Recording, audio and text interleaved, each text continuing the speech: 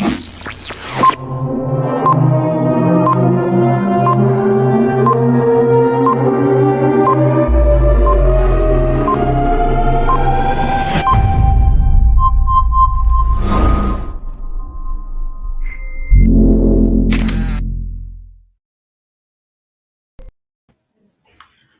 buenas tardes, el Colegio de Profesionales en Criminología de Costa Rica y este servidor, Francisco Araya Barquero, miembro de la Junta Directiva, les brinda un cordial saludo a las personas agremiadas y al público en general a la charla de Criminología Educativa y Prevención de la Violencia en los centros educativos, la cual tiene como objetivo sensibilizar a la sociedad costarricense sobre la importancia de la criminología en los centros educativos del país, como mecanismos de contención y mitigación de las manifestaciones de violencia que se presentan en nuestras escuelas y colegios.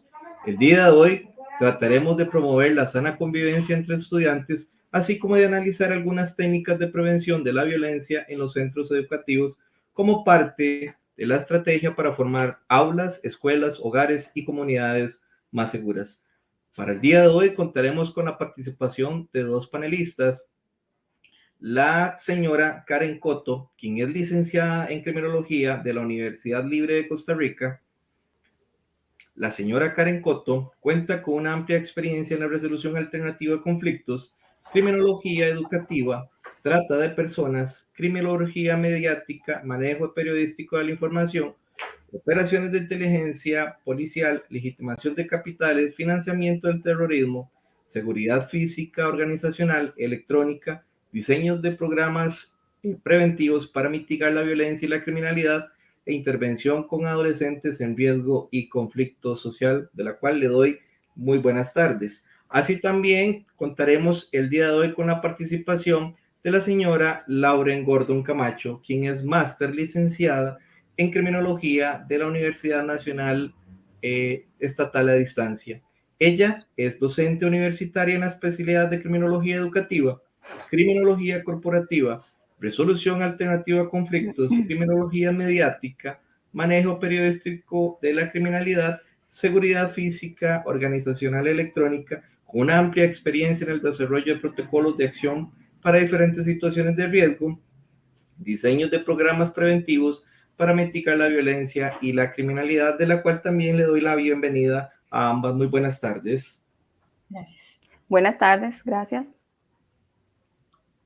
Iniciamos entonces para el día de hoy con la señora licenciada Karen Coto. Adelante. Muy buenas tardes, muchas gracias, licenciado Francisco. Un cordial saludo también a todas las personas que nos acompañan a través de esta transmisión. Invitarlos que al finalizar todas sus dudas, sus consultas, pues nos las hagan llegar y con la mayor, vamos a poder darles respuesta. Un saludo también a la máster Lauren Gordon, que me va a acompañar durante el desarrollo de esta charla tan importante. Le agradecería a la magister que nos dé la proyección de la ponencia para poder iniciar.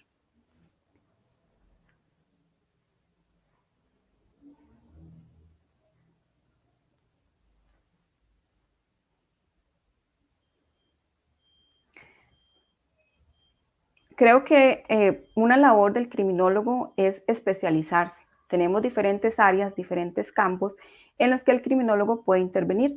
Actualmente vemos que nuestro país está teniendo altos índices de violencia y lamentablemente en los centros educativos frecuentemente estamos teniendo manifestaciones como tal. Es importante conocer qué es lo que está pasando, qué es lo que está originando que se estén dando estas expresiones de violencia, con el fin de que podamos nosotros, los criminólogos, darles un aporte a los centros educativos. ¿Por qué? Porque estas son áreas donde el alumno debe sentirse seguro, debe sentirse protegido. Es así, siguiente por favor, donde le damos una introducción a lo que es la criminología educativa, sino antes leerles textualmente que los centros educativos no solo nos transmiten aprendizaje académico, sino nos dan una formación para la vida. ¿Qué quiere decir esto? Que los centros educativos no solo nos van a dar transmisiones de saberes, de conocimientos, sino que a la vez nos van a ayudar a construir nuestra identidad como seres sociales, es decir, a través de la introyección, de la interiorización de normas, de valores que posiblemente nos van a reforzar de lo que ya traigamos arraigado y aprendido desde nuestros hogares. En los centros educativos vamos a tener nuestras primeras interacciones con los grupos de pares, vamos a generar lazos de amistad, también vamos a conocer aquellas figuras de autoridad aparte de lo que son papá, mamá o encargados. Asimismo, nuestros primeros agentes socializadores vienen siendo la familia, nuestros parientes, nuestros conocidos, nuestro círculo más cercano. Al ingresar a las escuelas, se van a ir extendiendo esas relaciones a los compañeros, a los compañeritos, a las maestras y a todo el personal que trabaja en los centros educativos. Y ella es allí donde vamos a compartir creencias, emociones, sentimientos, toda aquella personalidad que se va desarrollando. Y es allí donde pueden surgir una serie de conflictos, porque muchas veces estos niños, niñas, adolescentes, jóvenes no saben cómo interiorizar o no saben cómo manifestar todas aquellas emociones que les van surgiendo a lo largo de su desarrollo. Es allí donde las escuelas se vuelven un cultivo fundamental para identificar todos aquellos comportamientos, todos aquellos factores que podemos considerar de riesgo, con el fin de que de identificar cuáles jóvenes, cuáles niños están siendo víctimas de estas manifestaciones de violencia o cuáles más bien son agresores, lo que conocemos en victimología como la víctima y el victimario. Si bien es cierto, los centros educativos cuentan con profesionales en sus distintas áreas, cuentan con protocolos por parte del Ministerio de Educación Pública para abordar este tipo de situaciones. Además, con recursos pedagógicos y académicos, es trascendental la labor que venga a realizar el criminólogo a través de su aporte en lo que es la criminología educativa. La criminología educativa lo que busca es una detección temprana de todas aquellas conductas de riesgo. La criminología educativa busca hacer una intervención diferenciada de acuerdo al problema que vayamos a identificar en la escuela o en el colegio. Conocer cuál es la génesis del comportamiento. Bueno, ¿qué me está originando que un niño, un joven se comporte de esta forma y me esté causando pues un daño no solo para sí mismo, sino para el entorno? Nos ayuda a prevenir, a controlar, a disminuir todas estas manifestaciones, porque durante estos procesos de socialización van a surgir una serie de conflictos. Entonces, a través de esta labor, lo que buscamos es disminuir que esas causas se sigan incrementando y más bien reforzarle al alumno todos aquellos factores que lo vengan a proteger, que le vayan a dar una inserción positiva, que su desarrollo sea sano, que su entorno educativo sea seguro. La criminología educativa busca la no etiqueta de delincuente al alumno. Si bien es cierto, tenemos poblaciones en las cuales ya hay jóvenes, niños de cortas edades que están teniendo conductas que ya generan una lesión, una transgresión a la norma, lo principal es anticiparnos a que surjan. Y es allí donde la criminología educativa tiene total injerencia en el diagnóstico, la identificación y el desarrollo de las estrategias oportunas. Y claramente, esto es un trabajo integral, no solamente el criminólogo, es un trabajo en el cual más adelante en la presentación vamos a ver los ejes principales que participarían más bien del desarrollo de este tipo de trabajo, con el fin de que no se criminalice, de que no se le haga un estigma a la conducta, de que no, digamos, en los centros educativos tenemos delincuentes, ahí lo que van pues son personas, como dice popularmente la gente, son maleantes. Llamaremos, es recomendable a estas conductas, a estos comportamientos disruptivos. Y es un término que nos tiene que quedar claro a los criminólogos y es un término que vamos a ir tratando de que en las escuelas sea parte también pues de lo que el docente tiene que conocer y el padre de familia. No buscamos la criminalización. Repito, tenemos claro que algunos jóvenes, algunos niños ya están transgrediendo, ciertas normas, pero lo que buscamos es anticiparnos, conocer sus causas y ya conociendo las causas, ok, podemos hacer una intervención oportuna. Nuestro fin es hacer un abordaje positivo, conocer cuáles son las emociones, cuáles son sus necesidades, por qué se está comportando de esa forma, qué es lo que le está afectando, qué está haciendo que tenga esos comportamientos, por qué estamos teniendo liderazgos negativos dentro de nuestros centros educativos, si más bien son centros de formación positiva en el cual se refuercen todos aquellos valores que hemos venido introyectando desde niños. Las conductas disruptivas son aquellas conductas que ocurren dentro del aula, es decir, todos aquellos comportamientos que me van a generar un mal entorno, un mal clima. Son aquellas conductas en las cuales le vamos a irrumpir al docente que dé la lección adecuadamente. Si bien es cierto, sus profesores, sus maestros traen ya una malla curricular en la cual hacen eh, proyectan cómo va a ser su horario de clases, cuál es la materia, en qué momento lo van a impartir, de qué forma. Si empezamos a tener comportamientos dentro del aula, van a tener que invertir tiempo en generarle disciplina a esos chicos, a esos niños, a esos jóvenes. Estas conductas van a generar un mal clima, un clima tenso. ¿Por qué? Porque son comportamientos que me van a dañar el entorno educativo. Son esas conductas primarias que podríamos considerar leves, pero que a posteriori, si no se le da una contención adecuada, pueden pasar a ya ser conductas de tipo antisocial. Claramente, estas conductas pueden ser transitorias, es decir, muchas son por la edad en la que se encuentre el joven, el niño, que apenas se está conociendo, se está identificando, bueno, qué es aquello con lo cual yo me siento bien, cuál es mi grupo de pares. Posiblemente algunos comportamientos sean por la edad en la que se encuentra, por la etapa en la que se encuentra. Estas conductas no necesariamente son violentas, pero pueden pasar a ser ya conductas que me vienen a transgredir. Dentro de las aulas, siempre al inicio, ¿qué hacen las maestras? Bueno, yo recuerdo que hacíamos una pizarrita y anotábamos cuáles eran las reglas del aula. Posiblemente participábamos todas, bueno, no comer en clase, no levantarnos sin un permiso, levantar la mano si vamos a platicar. Ese montón de reglas que se generan dentro del aula son las primeras bases para poder irle generando disciplina positiva al alumno y también de qué forma pues se las vamos a introyectar, se las vamos a interiorizar. Asimismo, estas conductas, si por ejemplo, muchas de ellas, si el alumno, por ejemplo, no nos trae tareas, si el alumno no presta atención en clase, si el alumno irrumpe constantemente al profesor, al docente, si pasa molestando a nuestros compañeros, el simple hecho de que tal vez le quite alguno de sus útiles sin permiso, bueno, ya el otro compañerito se va a molestar. Si, por ejemplo, golpea el pupitre, está molesto, muchas de estas emociones como la ansiedad, como el estrés, el cansancio, no sabemos si ese niño está teniendo una buena alimentación, está teniendo una buena acompañamiento por parte de sus padres de familia. Entonces, estas conductas pueden derivarse en las escuelas. No necesariamente es que su génesis sea ahí, sino que trae algo desde casa, trae desde algo de su entorno más cercano y claramente ya cuando llega a la clase, pues ahí las va a empezar a manifestar.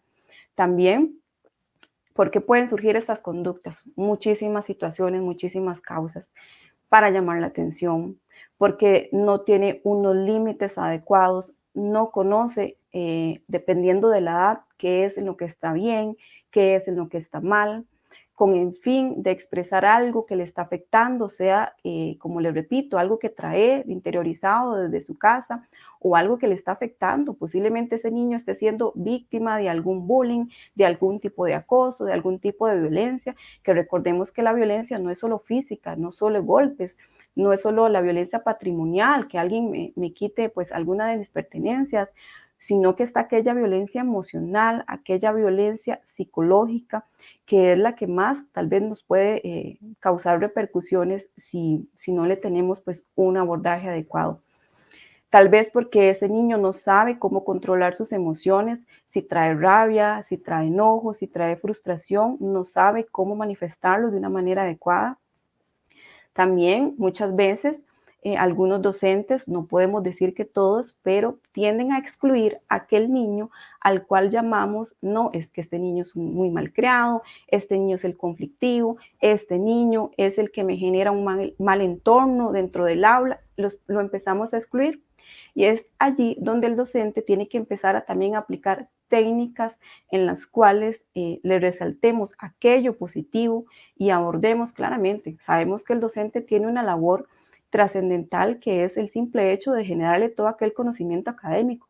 Ok, bueno, ¿dónde estamos los otros profesionales que le podemos ayudar a identificar y decirle, bueno, esto es lo que podemos trabajar con el fin de que ese sea un entorno seguro, sea un entorno sano, sea un clima adecuado?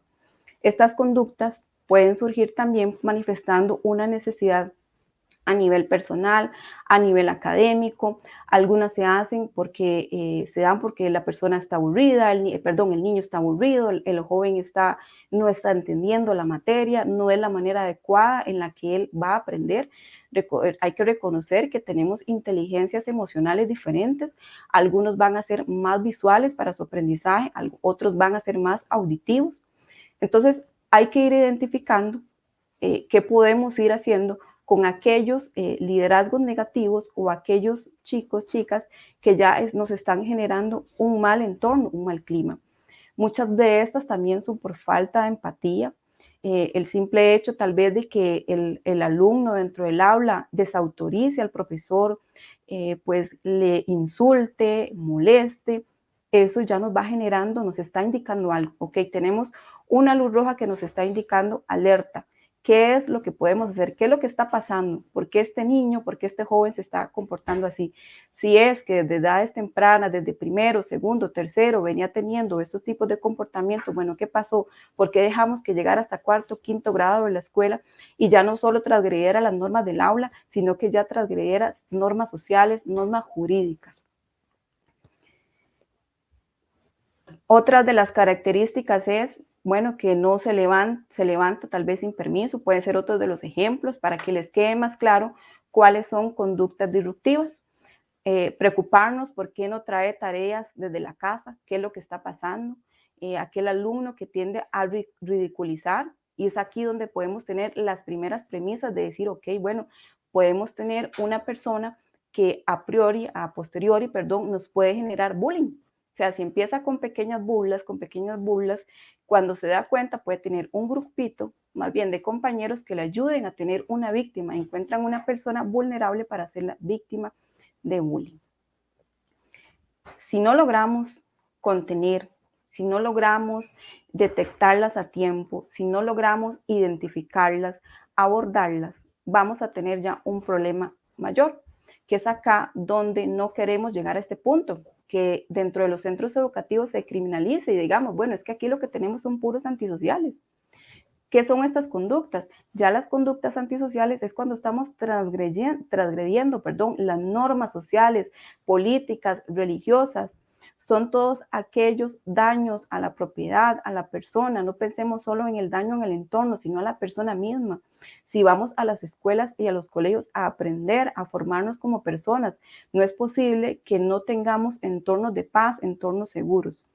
Entonces, estas conductas antisociales, por ejemplo, que el niño, el joven, inicie peleas, amenace, ya produzca un daño a la propiedad, actos vandálicos, raya las paredes, pasa agrediendo constantemente, utiliza un vocabulario muy soez, todas aquellas conductas, y que hemos visto también, lamentablemente, que el crimen organizado ha acaparado a algunos jóvenes, y es acá donde los vemos que insertan en los centros educativos drogas, no solo para el consumo propio, sino para la venta, dentro y fuera de los centros educativos. O preguntarnos, bueno, ¿por qué un joven de 14, 15 años, un adolescente, ingresa al centro educativo con un arma? ¿Cuál es el fin? ¿Por qué la anda? ¿De qué se preocupa? ¿O cuál es el fin de llevar ese objeto a las aulas si sabemos que no es permitido? Si sabemos que tal vez no va con el fin o con la intención de utilizarla, sino como en defensa, pero ¿cuál es la necesidad? ¿Cuál es la problemática que trae? ¿Por qué no la hemos identificado? Y peor aún, ya cuando no logramos contener las conductas disruptivas, esos pequeños comportamientos que nos están dando señales de alerta, pasamos a conductas antisociales que todavía estamos a tiempo de que ese joven definitivamente o esa joven no se nos vuelva un delincuente. Es decir, ya cuando nos manifiesten conductas totalmente delictivas, y es acá donde obligatoriamente no podemos obviar, necesitamos aplicar lo que implica la ley penal juvenil.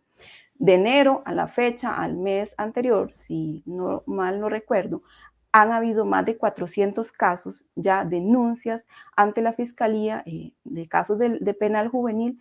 No es posible. ¿Qué pasó? ¿Por qué no abordamos antes a esas 400 personas? ¿Por qué no intervinimos a tiempo? Esas son las preguntas que nosotros, los criminólogos, debemos hacernos y decir, bueno, ok, ¿qué es lo que podemos hacer para poder darle ya un estate quieto a este tipo de manifestaciones? Claramente, ya cuando este alumno ya participa de un delito como tal, pues ya van a ser otras instituciones, otros profesionales que se tienen que hacer cargo de ese comportamiento. Ya el menor va a salir posiblemente del sistema educativo o se va a mantener a él, pero hasta qué punto la atención, la supervisión va a ser adecuada. Porque recordemos, vamos a tener dos poblaciones dentro de los centros educativos. Aquella que tiene un buen comportamiento, que no ha transgredido normas, que tiene unas conductas adecuadas, claramente. Estamos claros que son niños que van a jugar, que van a tener ciertas diferencias con compañeritos, pero ya cuando nos genera un mal clima es cuando debemos ir poniendo atención y cuando son constantes, si son progresivas y ya nos generan pues un daño.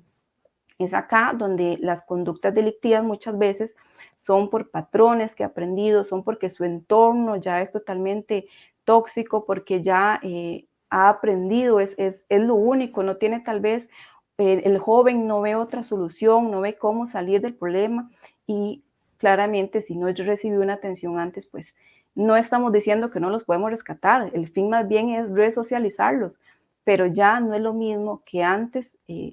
Nos anticipáramos y no permitiéramos que llegara hasta este punto. ¿Cuáles son aquellos principales ejes de participación? Y es fundamental entender que para darle un abordaje asertivo de que los alumnos tengan entornos seguros, y lo voy a repetir muchísimas veces porque este es el fin de la criminología educativa, generar entornos seguros, son los principales: familia, comunidad, el individuo como tal y la escuela. Si trabajamos de forma integral, claramente es un trabajo arduo, es un trabajo que nos va a generar algunas pues, respuestas o resultados a largo plazo, pero si el fin es decir, bueno, mi unidad pedagógica, mi escuela, mi colegio tiene 3 meses, 6 meses libres de violencia, ok, la dimos en el punto. Pero es un trabajo continuo, es un trabajo progresivo. Los factores protectores de que tanto les he hablado, los factores de riesgo, ¿qué son? Bueno, son todas aquellas características, en el caso de los factores de riesgo negativos, todo aquello que me puede influenciar, que me puede incidir en que yo tenga o empiece a manifestar en algunas expresiones, desarrollo de violencia o tenga ciertas expresiones. Y los factores protectores son todas aquellas características que me pueden más bien reforzar aquello positivo, que me ayuden a desarrollar nuevas destrezas, nuevas habilidades, que mi conducta sea totalmente prosocial. Dentro de estos factores vamos a tener los 4 ejes principales. La familia, ok, bueno, ¿qué tipo de familia? Necesitamos saber qué tipo de familia es la que tiene ese adolescente, cuál es el estilo de crianza que le están dando, cuál es el nivel, pues, económico, si es que hay alguna afectación por ese lado, en cuanto a lo que, y también, cómo la disciplina que le están dando, si realmente está teniendo una disciplina asertiva desde sus hogares, la cual pueda ser reforzada en los centros educativos, porque la primera responsabilidad va a ser de los agentes primarios, es decir, mi familia, mi entorno cercano. Es importante también la escuela, el eje de la escuela, bueno, ¿cuál es el clima que tengo dentro de mi centro educativo? ¿Cuáles aquellos grupos de pares con los cuales el niño tiene lazos de amistad, con quienes se junta, bueno, qué hace, qué está haciendo la escuela, qué estrategias lúdicas, actividades está realizando. Además, en la parte individual, qué características tiene ese alumno, qué características individuales, cuáles son sus destrezas, cuáles son sus habilidades, si es que tiene algún problema de salud mental y no se le está dando pues alguna, no se le está dando el cuidado que se requiere, no se le está dando la atención adecuada, si tiene problemas cognitivos, si no conozco cuáles son mis emociones y no sé cómo manejarlas, todo eso puede influir a que tengamos comportamientos negativos. Asimismo, el factor de la comunidad. Nada hacemos con que dentro de las escuelas tengamos entornos seguros si fuera de ella tenemos un nivel criminógeno alto, si fuera de las escuelas venden drogas, hay pues delincuencia. Entonces la comunidad necesariamente tiene que crear alianzas estratégicas con los centros educativos, con el fin de que, bueno, si dentro de nuestras escuelas tenemos chicos que son buenos en el deporte, en el arte, ok, bueno, ¿qué está haciendo la comunidad para que fuera de los centros educativos también lo compartan con la misma población comunal? Entonces, todos estos factores son sumamente importantes porque de ahí depende que influyan negativa o positivamente en la aparición de comportamientos disruptivos antisociales, como los que estamos teniendo actualmente en nuestra sociedad costarricense. Además, otro de los importantes, por favor, si continuamos, otro de los importantes puntos de lo que es la criminología educativa es identificar cuál es el diagnóstico asertivo que estamos haciendo. Es decir, ¿qué vamos a hacer? Vamos a llegar al centro educativo, vamos a hacer un diagnóstico de aquellos factores de riesgo para poder disminuirlos y vamos a hacer un diagnóstico de aquellos factores protectores para poder más bien aumentarlos. Entonces, vamos a partir de un diagnóstico. Cuando lo tengamos, ok, vamos a diseñar las estrategias adecuadas para el centro educativo. Conociendo la problemática, vamos a tener pues respuestas asertivas. Ok, vamos a aplicar cuáles son esas estrategias y posteriormente necesitamos hacer una evaluación. Muchas veces pasa que hay protocolos muy lindos, claro, los implementamos, pero ya en el momento de que se da la situación, muchas veces las escuelas, y no digo, no puedo decir que algunas, que todas, sino que tienen un montón de estrategias muy lindas, pero no las implementan, no son preventivas. O tal vez, como les digo, de ahí su fin es académico, pero también es formativo. Entonces, todas aquellas estrategias e intervenciones que hagamos, abordajes, tienen que tener una evaluación para conocer si realmente están siendo efectivas, si más bien aquellas tenemos que reforzarlas o algunas del todo no vamos a poder utilizarlas más porque no están siendo positivas. Con el fin de ir concluyendo mi ponencia, es importante que muchos de estas intervenciones, de estas estrategias que hagamos, se utilicen instrumentos de medición. Claramente, estos instrumentos que se utilizarán en los centros educativos para medir el nivel de acoso escolar, identificar cuáles son agresores, cuáles son testigos del hecho, cuáles son víctimas. Podemos utilizar lo que es el test de Bull, podemos utilizar lo que es el informe clínico criminológico, algunas matrices que constan de cuestionarios, de encuestas, con el fin de identificar primariamente. ¿Para qué? Para que tengamos validez científica de nuestros resultados, para que tengamos datos verificables y fiables. Y es allí donde es importante y trascendental que tengamos también un consentimiento informado por parte de los padres de familia y encargados. Y a partir de aquí, la Magister Lauren Gordo continúa con lo que son las estrategias de prevención.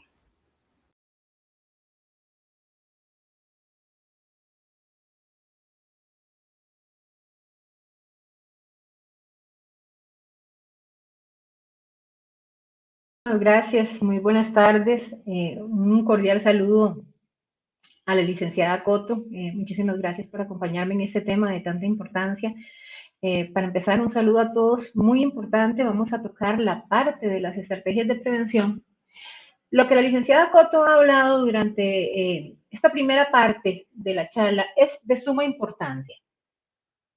Para poder trabajar en los centros educativos, y acá hago una invitación muy importante a todas las personas agremiadas al Colegio de Profesionales en Criminología.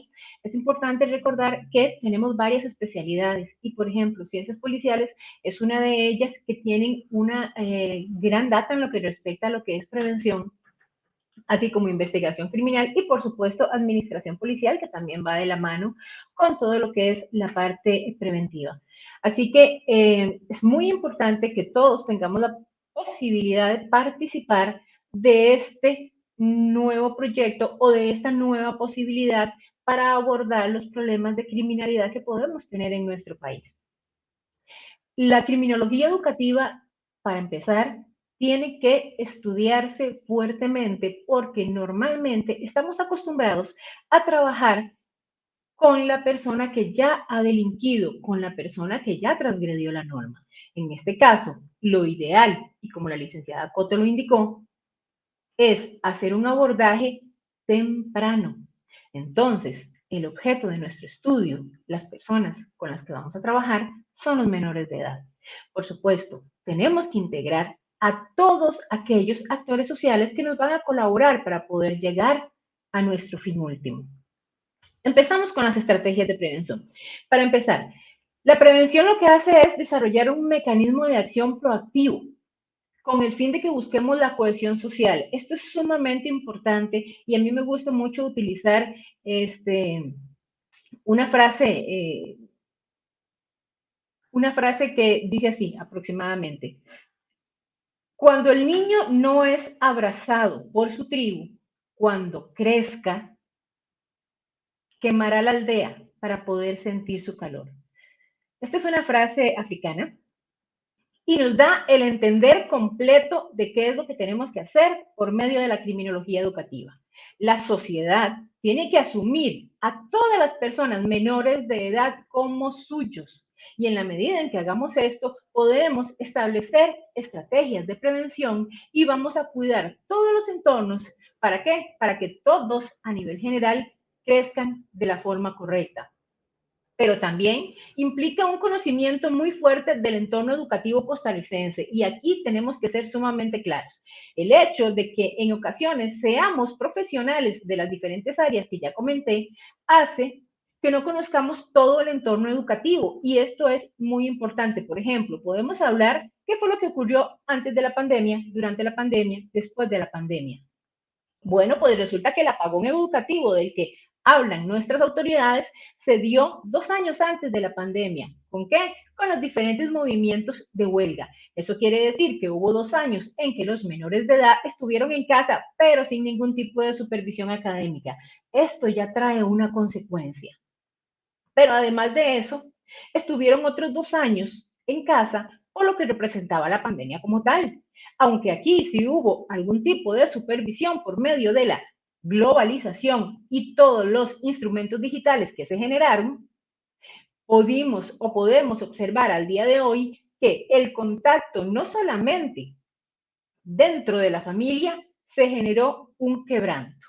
¿Hubo un quebranto en qué? En las relaciones, en la forma en que se comunicaba la familia como tal y, por supuesto, en aquellos hogares donde existía agresión, violencia y maltrato, aquellos menores de edad que tenían su escape en el centro educativo tuvieron toda la escuela necesaria para lo que es la representación de algunas manifestaciones de violencia. Pero no solo eso, también recibieron toda la atención, todo el estrés, todo el enojo y toda la preocupación que los mayores de edad podían tener respecto a la economía, a cómo satisfacer las necesidades. Y entonces, mucho de lo que estamos viendo actualmente en nuestro país es la respuesta a todas esas situaciones. Ahora bien, es muy importante que si vamos a desarrollar estrategias, sean específicas y basadas en la evidencia. Volvemos, somos científicos, somos investigadores. Es necesario que todos los agremiados al colegio Empecemos con la parte investigativa y empecemos a generar evidencia. Les pongo un ejemplo muy sencillo. Vamos a hacer una campaña acerca de cyberbullying o el bullying cibernético o este que se lleva a cabo por medio de los medios de comunicación y redes sociales en una zona donde la cobertura es prácticamente nula. Eso quiere decir que hubo un mal abordaje, quiere decir que hubo un mal diagnóstico de la situación, de la zona, del entorno e incluso de los mismos centros educativos. Y sabemos que existen zonas en nuestro país que todavía tienen esa dificultad. Entonces, en este caso, ¿qué era lo ideal? Verificar y llevar a cabo una estrategia que sea más apegada a lo que la sociedad en ese momento, la comunidad, realmente está necesitando. Esa investigación es sumamente importante. Por supuesto, nuevamente tenemos que determinar los factores de riesgo, los causales y cualquier situación que nos pueda ayudar a corroborar qué es lo que está pasando dentro de nuestras casas, de nuestras comunidades. Muy importante, reconocer cuáles son las principales expresiones de violencia. Aquí hablamos un poquito de la criminología ambiental. No es lo mismo las expresiones de violencia que se ven en Guanacaste, que las que se ven en Limón, que las que se ven en los barrios del sur, que las que se ven en Cartago. Entonces, tener también esa objetividad para poder reconocerlas. Otro aspecto de suma importancia es empezar a considerar las expresiones de violencia dentro de los centros educativos como un problema de salud pública, porque también genera ese quebranto a las personas que las sufren e incluso a las personas que las viven. Hace unos días tuvimos alrededor de 40 menores de edad que tuvieron que ser desplazados a centros médicos por una situación de violencia muy importante.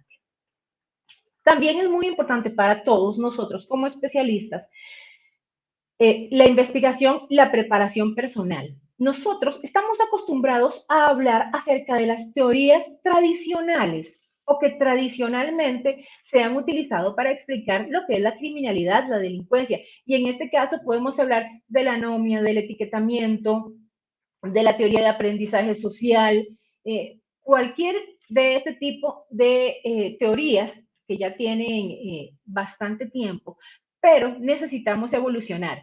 Les consulto, ¿es la misma expresión de violencia de 1980 al día de hoy?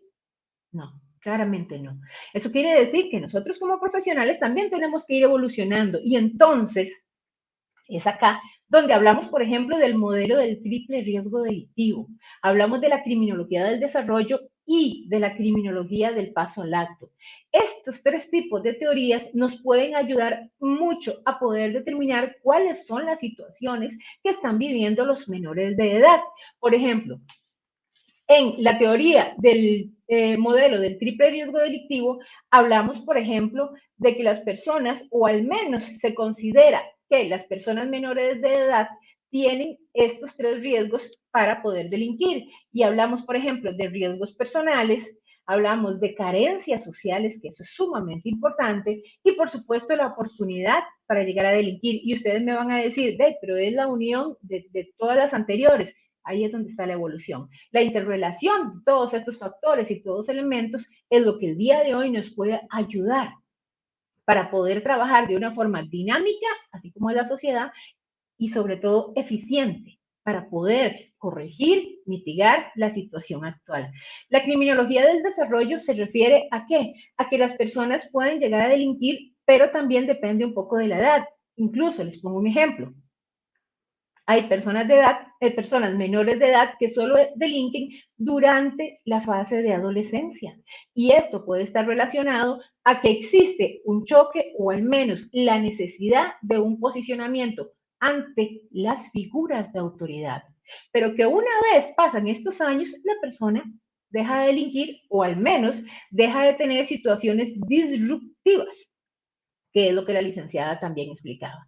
Y por supuesto, la criminología del paso al acto nos habla acerca de la posibilidad de que personas en las mismas circunstancias, unas decidan romper la norma y otras no. Todo este conocimiento es muy importante. Nuevamente, la determinación de los factores protectores. Cuando un factor protector termina siendo un factor de riesgo. Cuando una familia, y eso lo vimos el día de hoy en una noticia lamentable, porque una persona mayor de edad encargada de una familia lesiona a los menores de edad. Entonces, ese factor que debía ser protector ante todas las situaciones resultó ser un factor de riesgo. Entonces, el abordaje no solo tiene que ser inmediato, sino que tiene que tener contención y debe ser integral. Tiene que unir varias especialidades. Hablamos del enfoque tradicional en donde anteriormente podríamos trabajar con lo que era la prevención primaria, secundaria, terciaria. La primaria, que nos hablaba un poco acerca de la política pública y era a nivel general para toda la población. La secundaria, que era utilizando grupos específicos para poder trabajar de manera directa con ellos. La terciaria, donde lamentablemente son personas que ya rompieron la norma. Pero ahora también volvemos y hablamos de una nueva prevención, en donde insisto, la dinámica tiene que ser diferente, donde tiene que haber integración. Y aquí tomamos en consideración a muchos actores sociales. Hablamos de la prevención social, donde en este caso lo que hacemos es vincular directamente toda la interpretación político-social que podría utilizarse con el fin de ¿qué? Con el fin de que podamos corregir ciertas situaciones y sobre todo prevenirlas, que es lo más importante. Empleo, educación, cultura, muy importante. Educación en violencia de género, que eso también hay que tomarse en consideración. Pero también tenemos la prevención comunitaria. Esas comunidades que tienen la oportunidad de comprender que todos, o que los menores de edad son de todos, bueno, entonces hagamos centros, hagamos lugares donde podamos protegerla en conjunto. Pero no solamente eso, también es muy importante que formemos parte con nuestras autoridades y esto nos va a ayudar a poder determinar de qué forma y con qué proyectos ellos podrían también estar colaborando para que podamos atraer a aquellos menores de edad y prevenir lo que hoy está ocurriendo. Por supuesto, la prevención situacional y ambiental, que era lo que hablábamos hace un momento, y es esos lugares que son de riesgo, traerlos y buscar la manera de que sean muchísimo más seguros. Si nos ponemos a ver, todo esto es la integración de la comunidad a nivel general. Sí, es cierto, en algunos casos también representa lo que es política pública, pero es muy, muy importante que tomemos en consideración todas las posibilidades con el fin de ¿qué? De mejorar la situación.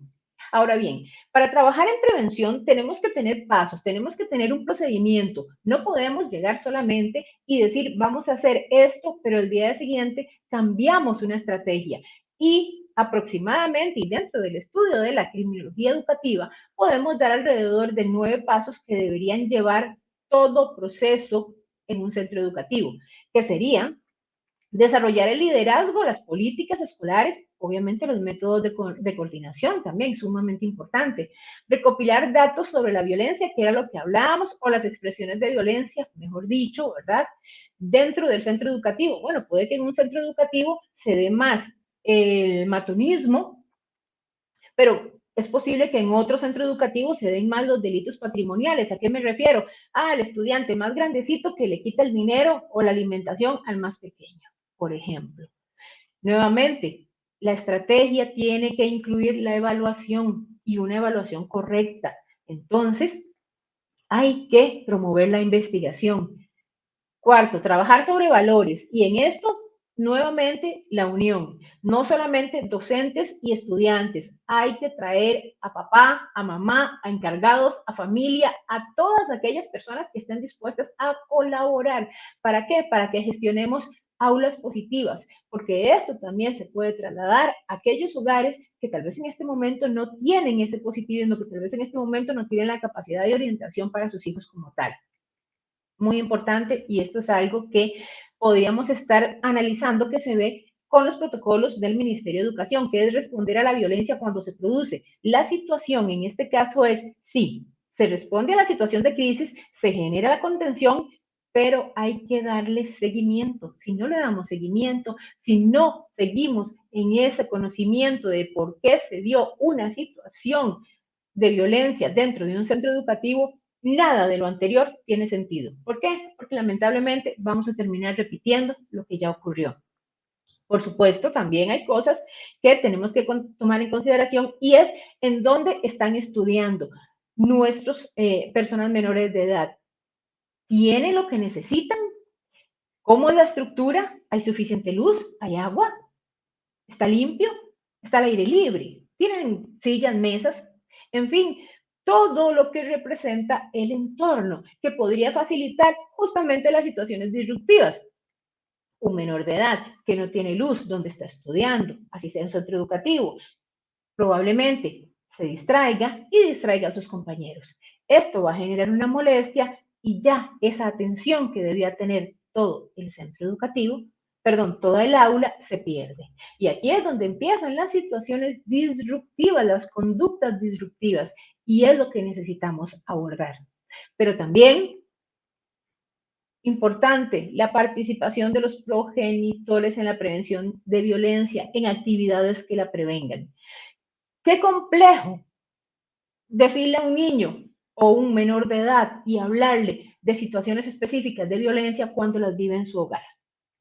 Entonces es importante traer a los padres y la comunicación. No podemos obviar que el trabajo para los docentes es titánico, es muy grande. Por eso, la intención de que nuestras diferentes especialidades participen de manera amplia y completa dentro de este proceso.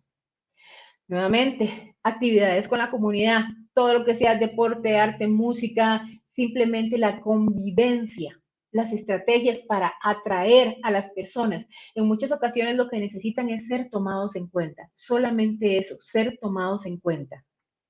Y por supuesto, nuevamente, hablamos de la evaluación de las actividades de prevención. Tenemos que sentarnos y ver, ok, bueno, ¿esta estrategia fue funcional?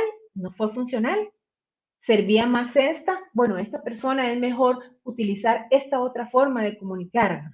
Todo ese tipo de análisis es muy necesario que se lleve a cabo. Entonces, es importante que en todo momento lo consideremos. Ahora bien, hablando de estrategias específicas, individuales, manejo de la ira, enseñarle a la persona a expresar sus emociones de diferente forma. Incluso algunas personas manejan este tipo de situaciones por medio del ejercicio, pero no me refiero como ejercicio de contacto, sino alguna forma de ejercicio individual donde puedan liberar energía o bien desarrollar cualquier tipo de actividad que les agrade. Esto es muy importante. En el hogar, por supuesto, la comunicación. He visto familias que estando todos bajo el mismo techo, se envían mensajes para comunicarse. Y entonces es aquí donde tenemos que empezar a analizar hasta dónde la tecnología ha hecho que perdamos esa relación interpersonal con las personas que están dentro de nuestros hogares. En la escuela, bueno, si hablamos de la escuela, podemos utilizar muchísimas técnicas y también es muy importante el conocimiento de las mismas. Por ejemplo, la disciplina positiva, hablamos incluso de prácticas restaurativas educativas, muy importante, resolución alterna de conflicto, mediación, todo este tipo de estrategias están al servicio, pero hay que saber utilizarlas, hay que saber cómo abordarlas y sobre todo, cuándo utilizarlas y con quiénes. Probablemente estas estrategias sean mejor utilizarlas con las personas menores de edad, pero de mayor edad, justamente. ¿Qué les puedo decir? Hablando de 9º año hacia arriba, por ejemplo. Entonces, probablemente ellos tengan la capacidad de generar una mayor utilización de este tipo de estrategias. Y entonces es importante integrarlos. Con los menores de edad también existen, los más pequeños, existen diferentes estrategias y podemos hablar hasta del mismo juego, de la comunicación, fomentar la comunicación, que me parece sumamente importante, videos y por supuesto actividades deportivas de colaboración. Incluso podemos ponerlos a lo que es desarrollar dramatizaciones y teatro, donde les damos ciertos casos específicos y cómo resolverlos. Todo este tipo de herramientas que les podamos generar va a funcionar. ¿Para qué? Para que en el momento en que si tienen que enfrentar una situación donde haya expresiones de violencia o situaciones de riesgo, tengan la capacidad de tomar la decisión más adecuada, siempre con el acompañamiento de las personas que estamos en su entorno. Tomamos en cuenta nuevamente la comunidad, todo lo que la comunidad pueda hacer para poder traer a los menores de edad y cuidarlos y desarrollarlos y fomentar todas las estrategias necesarias, no solamente en la parte cultural, sino también buscar aquellas estrategias que faciliten el trabajo, pero muy importante, evitar que su entorno se llene de situaciones de riesgo, son necesarias para poder seguir trabajando. Y muy importante, como les decía anteriormente, analizar e investigar programas preventivos. Hay que saber, por ejemplo, Sembremos Comunidad, este es uno de los programas que está muy arraigado ya dentro del Ministerio de Seguridad Pública y que todos lo tenemos al alcance. O bien, coordinar charlas con las diferentes agencias policiales según donde estemos. Nuevamente, si el problema que tenemos es de trata de personas, entonces busquemos a los especialistas en esta área. O bien, si son otro tipo de situaciones, bueno, pues entonces tomemos en consideración lo que respecta a lo que es la fuerza pública, la municipal. Incluso yo utilizaría hasta la policía de tránsito en aquellas zonas donde sabemos que hay lo que llaman comúnmente o popularmente los piques, que son las carreras, ¿verdad? Que son ilegales, con el fin de que eduquen a la población y los menores de edad que pueden estar formando parte, tal vez no manejando, pero sí en el entorno de este tipo de situaciones, comprendan el peligro que eso requiere. Sabemos que la criminología educativa y como tal, estas estrategias es mucha información. Estamos a la disposición de brindarles cualquier colaboración, cualquier duda. Esto es una pincelada de lo que podemos trabajar, pero queremos que sepan que estamos trabajando justamente en esto, que estamos proponiendo y que consideramos que la única forma en que podamos corregir todo lo que está pasando es en la medida en que nos unamos, pero también en la medida en que propongamos desde el conocimiento, la investigación y también incluso la vocación. Muchísimas gracias. Esto sería de momento para la charla del día de hoy y quedo atenta a lo que ustedes deseen informar. Muchas gracias, Máster Lauren Gordon, y también a la licenciada Karen Cotto. No sé si tenemos por ahí comentarios o preguntas. ¿Me pueden indicar, por favor?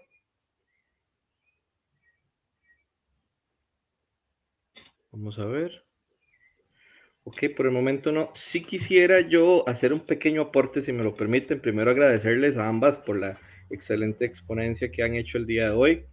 Qué importante, verdaderamente, si se trabajara, como indican ambas compañeras, la parte de lo que es la prevención, que considero que es sumamente importante, porque podríamos mitigar un poco la situación que estamos viendo actualmente en las escuelas, en los colegios e inclusive en el día a día, ¿verdad? En el que tenemos constante, en donde pues la inseguridad que vivimos actualmente pues es bastante amplia al día de hoy, ¿verdad? Pero qué importante, considero yo que es ahí como el principal punto, manejar la prevención y como decía doña Lauren, tratar de no cambiar esa metodología, que si hoy decimos va a ser esta estrategia, no cambiarla al día siguiente y mantenerla, porque considero que es de suma importancia, pero creo que ese es el punto importante, la prevención para poder mitigar esta problemática que estamos viviendo hoy, que vivimos en el futuro y que vamos a vivir en el pasado, ¿verdad? Que puede generar al día de hoy situaciones que van a complicar muchísimo. De mi parte, les agradezco a ambas. Excelente por el aporte, un tema muy importante, muy actualizado, ¿verdad? Ok, creo que por aquí tenemos, bueno, es un comentario por parte del compañero Ronald González Medina. Dice así, de mi parte, felicitar a las colegas por la excelente ponencia. Es importante saber que somos parte muy importante para el cambio. Dice también Cristel Rivera Garita, excelente charla, tema de gran importancia para el área de las ciencias criminológicas, el tratamiento y la prevención de la violencia en los centros educativos desde la perspectiva criminológica es el principal objetivo de esta rama. No sé si por ahí habrán otros comentarios. Vamos a ver.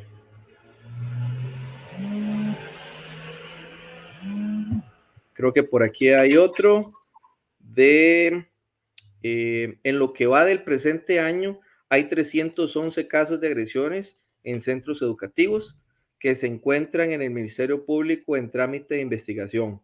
Y la pregunta sería, ¿tendrá interés el Ministerio de Educación en contratar criminólogos para constar con profesionales que realicen estudios de vulnerabilidades de instalaciones, crear políticas criminológicas que ayuden tanto docentes como a estudiantes a prevenir y atender estas consultas preocupantes y delictuosas? No sé cuál de las dos quisiera contestar.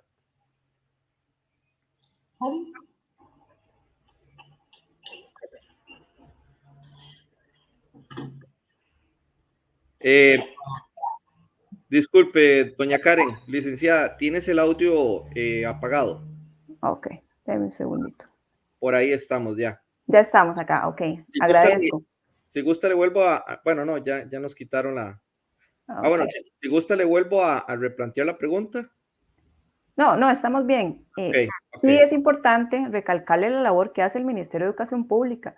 El Ministerio de Educación tiene una población de estudiantes, no tengo el dato exacto, pero sé que son muchos, cuántos centros educativos, y cuentan con protocolos ya establecidos. Lo que está pasando actualmente es que no se está sabiendo abordar esas primeras manifestaciones de violencia. Ya la necesidad está, no es necesario decirlo, lo vemos en las noticias, nos lo cuentan esos padres de familia que tienen niños que son víctimas de acoso, que son niños víctimas de algún tipo de violencia física, de violencia emocional. Los docentes, los directores que se preocupan, ¿verdad? Porque su entorno educativo sea seguro.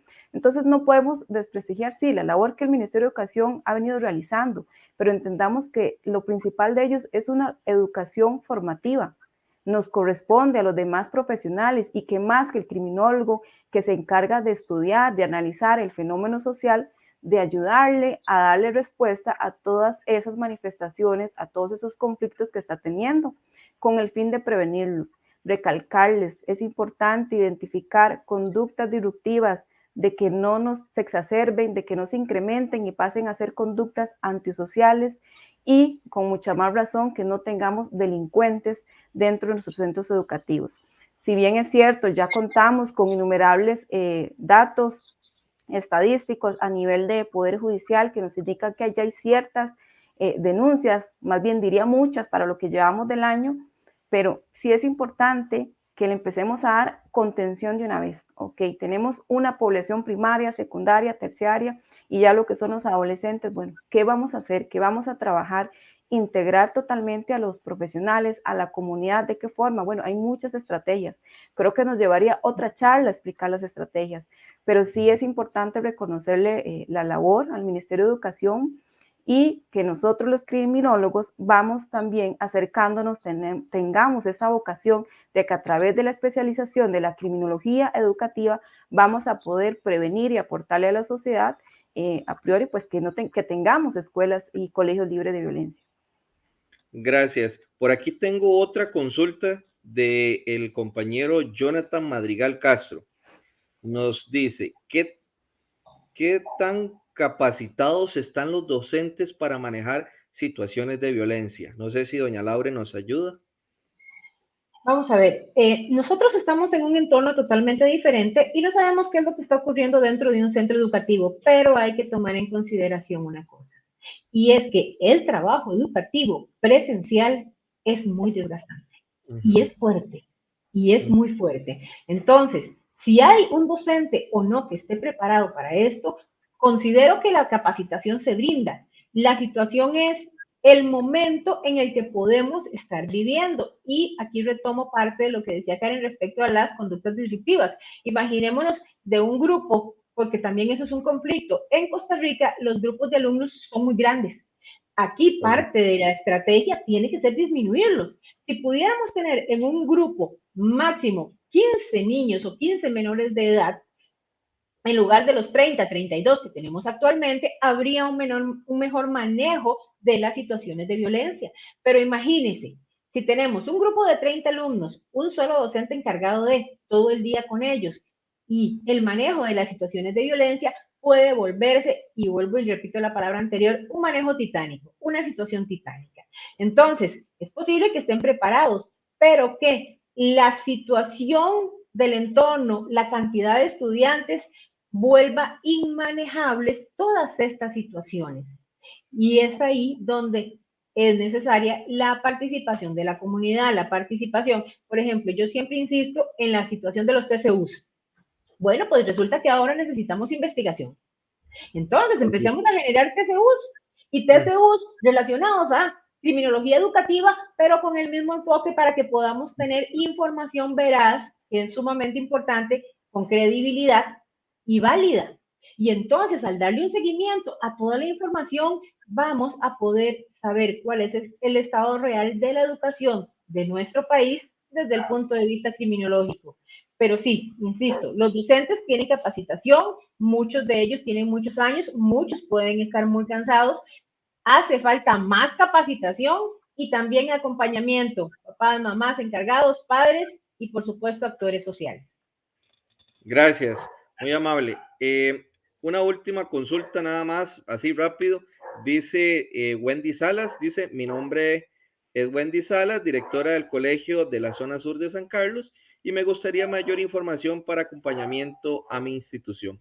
Hemos trabajado mucho en la prevención, pero no hemos sido la excepción en los problemas de violencia.